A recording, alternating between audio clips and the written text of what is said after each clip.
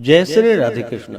आप सभी का आपके अपने YouTube channel BK Mishra present में बहुत बहुत स्वागत है। आइए सुनते हैं चैत्र अमावस्या की कथा। हिंदू धर्म में अमावस्या तिथि का बड़ा ही विशेष महत्व माना गया है। अमावस्या तिथि के दिन गंगा स्नान करना दान पुण्यों के कार्य करने का विशेष महत्व माना गया है तथा अमावस्या तिथि का दिन यह खास करके पितरों का दिन माना गया है। इस दिन पितरों के निमित्त श्राद्ध तर्पण आदि का कार्य करने से, ब्राह्मण भोजन कराने से, दान पुण्यों का कार्य करने से, गरीबों की सहायता करने से, तुलसी वृक्ष के नीचे, पीपल वृक्ष के नीचे, मंदिरों में, तीर्थ आदि जगहों पर दीप आदि का दान करने से जो कि अनंत फलों की प्राप्ति होती है। साथ ही इस दिन भगवान विष्णु, माता लक्ष्मी, भगवान शिव और माता पार्वती की आराधना करने से व्यक्ति के सभी प्रकार के दुख और कष्ट दूर होते हैं। अमावस्या तिथि वहीं पे अगर सोमवार के दिन या मंगलवार के दिन अगर पड़ता है तो इसका और भी ज्यादा महत्व बढ़ जाता है। तो आइए सुनते हैं अमावस्या व्रत की कथा। तो बोलिए प्रेम से भगवान विष्णु की जय, माता लक्ष्मी की जय, भगवान भोलेनाथ की जय, माता पार्वती की जय, सर्वदेवी देवता की जय। प्राचीन काल में नैमिषारण्य नामक पवित्र वन में अनेक महर्षि एकत्र होकर महान यज्ञ कर रहे थे। उस स्थान पर वेदों की ध्वनि गूंजती थी, हवन की सुगंध वातावरण को पवित्र कर रही थी और चारों ओर तप, संयम और ज्ञान का प्रकाश फैला हुआ था। उसी समय महर्षि शौनक ने सूत जी से विनम्र भाव से प्रश्न किया कि हे सूत जी, यह अमावस्या तिथि अत्यंत रहस्यमयी मानी जाती है। कभी यह मनुष्य के जीवन में अंधकार लाती है और कभी इस तिथि पर किए गए व्रत और पूजन से जीवन में अद्भुत प्रकाश भी उत्पन्न होता है। इसका क्या कारण है? सूत जी ने मुनियों की ओर देखा। उनके मुख पर गंभीरता और करुणा का भाव था। वे बोले कि हे मुनियों, आपने अत्यंत गूढ़ प्रश्न किया है।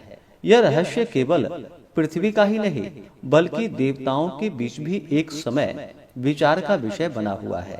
सूत जी ने कथा आरंभ करते हुए कहा, एक समय देवलोक में भी यही विचार उत्पन्न हुआ कि मनुष्य के जीवन में अचानक दुख, दरिद्रता, अशांति और क्लेश क्यों आ जाते हैं और एक ही व्यक्ति कभी सुखी होता है और कभी उसी के जीवन में अंधकार छा जाता है। तब सभी देवता इस प्रश्न का उत्तर जानने के लिए ब्रह्मा जी के पास पहुँचे। ब्रह्मा जी ने ध्यान लगाया और कुछ समय पश्चात बोले कि हे देवगण, इस रहस्य का उत्तर केवल भगवान विष्णु ही दे सकते हैं, क्योंकि वे ही सृष्टि के पालन कर्ता और धर्म के आधार हैं। तब सभी देवता क्षीर सागर की ओर प्रस्थान किए। वहां उन्होंने अद्भुत दृश्य देखा।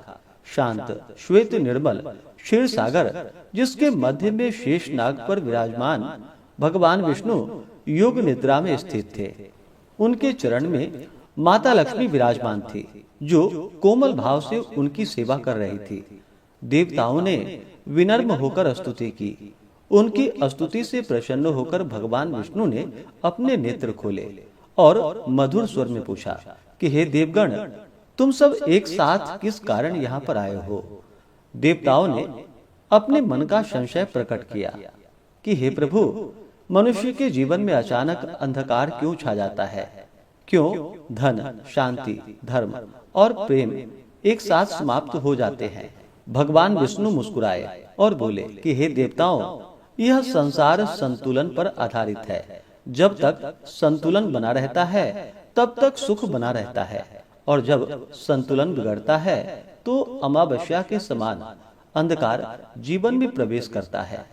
तभी वहां आकाश में दिव्य प्रकाश प्रकट हुआ और भगवान शिव अपने दिव्य स्वरूप में प्रकट हुए। उनके साथ माता पार्वती भी थी। भगवान शिव जी ने कहा कि हे देवगण, जब मनुष्य अपने भीतर के दोषों को नहीं त्यागता तब उसका मन अशुद्ध हो जाता है और उसी से दुख उत्पन्न होता है। माता पार्वती जी ने कहा, जब जीवन से करुणा, प्रेम और सहनशीलता समाप्त हो जाती है तब परिवार में, समाज में क्लेश ही उत्पन्न होता है। फिर माता लक्ष्मी जी भी कहती हैं, जहाँ धर्म नहीं होता वहाँ मैं स्थिर नहीं रहती। मैं उसी स्थान पर निवास करती हूँ जहाँ पर सत्य, श्रद्धा और सदाचार होते हैं। फिर आगे भगवान विष्णु ने कहा, इस प्रकार जब धर्म, धन, शुद्धि और शक्ति इन चारों का संतुलन बिगड़ता है, तब मनुष्य के जीवन में अमावस्या का अंधकार छा जाता है। देवताओं ने पूछा कि हे प्रभु, इसका क्या उपाय है?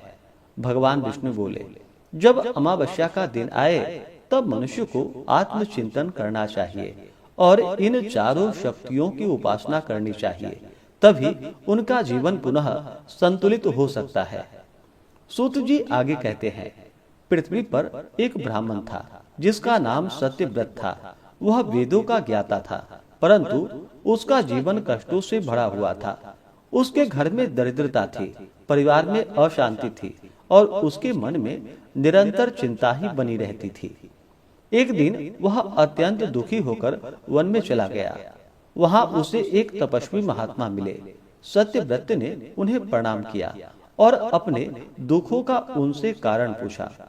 महात्मा ने ध्यान लगाकर कहा कि हे ब्राह्मण, तुम्हारे जीवन में संतुलन का अभाव है। तुमने ज्ञान तो प्राप्त कर लिया, परंतु अन्य शक्तियों की उपेक्षाएं की। सत्यव्रत ने विनम्रता से पूछा कि हे प्रभु, अब मैं क्या करूं? महात्मा बोले, अमावस्या के दिन व्रत रखो, पितरों का तर्पण करो, भगवान शिव की पूजा करो, माता पार्वती का साथ में पूजा करो, भगवान विष्णु को तुलसी दल अर्पित करो और माता लक्ष्मी के निमित्त दीप आदि जला करके माता को खीर का भोग लगाओ। इस प्रकार विष्णु, लक्ष्मी, शिव और पार्वती तथा पितरों का अगर पूजन करे अमावस्या के दिन, तो तुम्हारा अवश्य ही कल्याण होगा। सत्यव्रत ने वैसा ही किया। उसने श्रद्धा और भक्ति से अमावस्या का व्रत किया। उसने अपने मन को शुद्ध किया, पितरों का स्मरण किया और चारों देवों की पूजा की। कुछ समय पश्चात उसके जीवन में परिवर्तन होने लगे। उसके घर में शांति आ गई, धन का आगमन हुआ और परिवार में प्रेम स्थापित हो गया। इस प्रकार उसके सभी प्रकार के दुख और कष्ट दूर हो गए। श्री सूत जी बोले कि हे मुनियों, यही अमावस्या का रहस्य है। यह केवल अंधकार की तिथि नहीं, बल्कि आत्मचिंतन, संतुलन और साधना का दिवस है। जो मनुष्य इस दिन श्रद्धा से व्रत करता है और अपने पितरों का श्राद्ध तर्पण आदि का कार्य करता है, भगवान विष्णु, माता लक्ष्मी, भगवान शिव और माता पार्वती की पूजा आराधना करता है, अपने मन से सभी विकारों को दूर करता है, तो उसके जीवन में धर्म, धन, शांति और शक्तियों का संतुलन स्थापित हो जाता है और उसे सभी प्रकार के सुख तथा समृद्धि की प्राप्ति होती है। इस प्रकार से जो भी भक्त सच्ची श्रद्धा के साथ अमावस्या तिथि के दिन व्रत को धारण करते हैं, इस दिन प्रातः काल उठ करके स्नान आदि का कार्य करते हैं, शुद्ध वस्त्र धारण करके अपने देवता, इष्ट देवता आदि की पूजा करते हैं, पितरों का श्राद्ध तर्पण आदि का कार्य करते हैं, दान पुण्यों का कार्य करते हैं, साथ ही इस दिन शुद्ध और सात्विकता का जीवन व्यतीत करते हैं, ब्राह्मणों को भोजन करवाते हैं, ब्राह्मणों को दान और दक्षिणा देते हैं, साथ ही गरीबों की सहायता करते हैं। इससे देवताओं का और पितरों का विशेष कृपा प्राप्त होता है, जिससे कि सभी प्रकार के घर के क्लेश दूर होते हैं, सुख समृद्धि का घर में आगमन होता है।